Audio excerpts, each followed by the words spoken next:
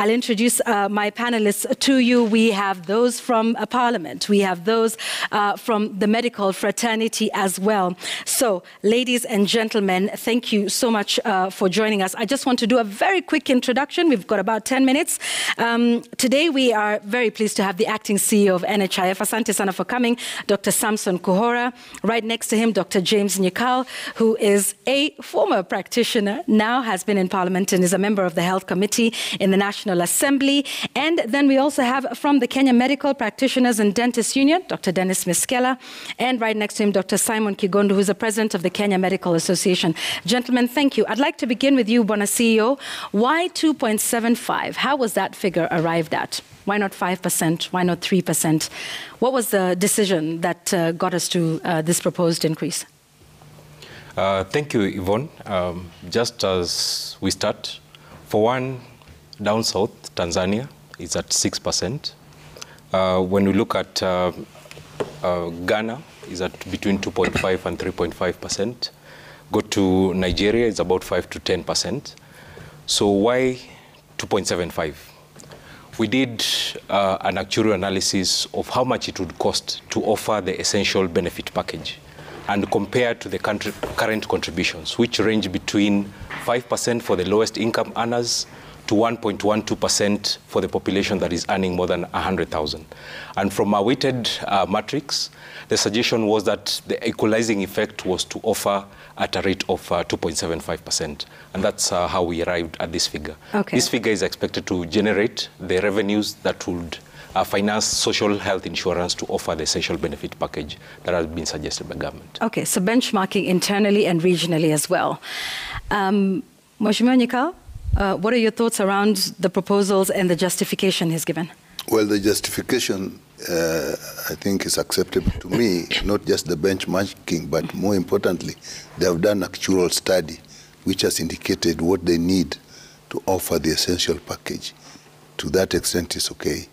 As to whether people can afford it, whether it is high or low, what really is important here is how it is used. People pay so much in health, so that if they are paying that much, but they get as much full cover, then that is justifiable. Okay. Dr. Miskela? Thank you very much. From the workers' perspective, we are not happy with how the whole idea came about, because I don't remember any time that the workers whose money is being deducted were involved in coming with this decision. But more importantly is that the question of NHIF is not about the amount of water in the basket, but rather the bucket is leaking severally, and you don't just fill it up and it will leak some more. It's about inefficiencies in the organization that if it was to be organized well, then we won't have to tax people more or deduct more, but rather just improving on what they already have. So, and he quotes about Ghana. Ghana at 3%, we know the insolvency that their fund is right now undergoing, which I know we'll go into the details, but as workers, we believe that deducting more will not solve the problem of the efficiencies at NHIF.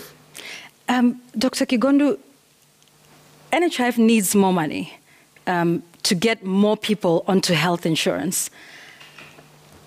Is that true? Is that a fact? Is that the way we need to go? Is it that they need more money, or is it that they need to work with what they have? So the problem with that blanket figure is that they target the easily found salaried people. And that's the problem with the equity, so to speak. So we must look for a way. I think it's a little high for the salaried workers, partly because they are the same ones who support their parents and their children. So they are triple taxed.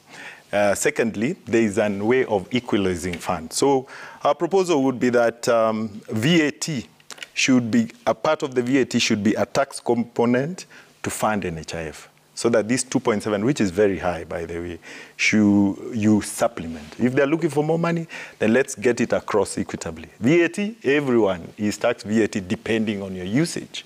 Therefore, let's get it as a component of VAT. But 2.75 on salaried workers, you're triple taxing them. Okay, and we will talk about what you mean by that triple taxing in a moment. Gentlemen, thank you for that. That's a great round opener. We will come back and talk about this a little more and get into that. What is the triple taxing? Do you trust NHIF